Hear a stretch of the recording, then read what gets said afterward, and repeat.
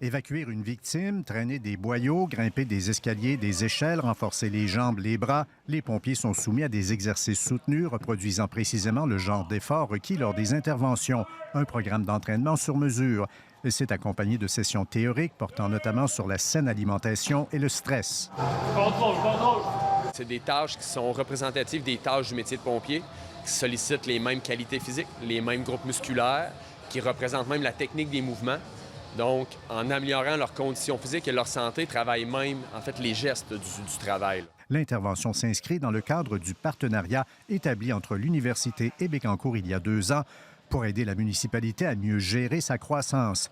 Dans une première phase de recherche, les scientifiques avaient observé qu'au Québec, les pompiers âgés de 45 à 64 ans ont plus de problèmes de tension artérielle et d'obésité que la moyenne de la population dans le même groupe d'âge. C'est un enjeu pour nous, puis l'objectif de tout ça, c'est de faire la promotion des saines habitudes de vie.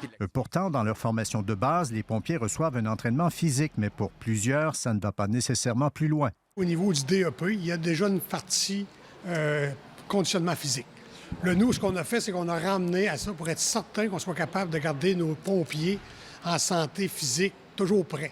Pour l'heure, ce sont les 8 pompiers permanents qui se prêtent au jeu. Après les 2 années du programme, ce sont eux qui devront en assurer la continuité auprès des 50 autres collègues. Et il ne semble pas y avoir de limite dans la recherche sur le travail des pompiers. Pour un autre volet en développement, les scientifiques de l'UQTR viennent de recevoir une aide financière de l'Association internationale des pompiers, un organisme américain.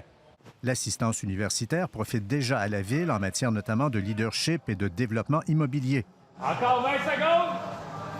En fait, c'est une façon pour nous autres de reconnaître l'importance du service d'incendie, bien que les autres services sont aussi importants, faire rayonner aussi là, nos pompiers et pompières. Faire rayonner nos pompiers et nos pompières, c'est justement une pompière de Bécancour qui apparaît bien en évidence à la une du tout premier calendrier des pompières au Québec.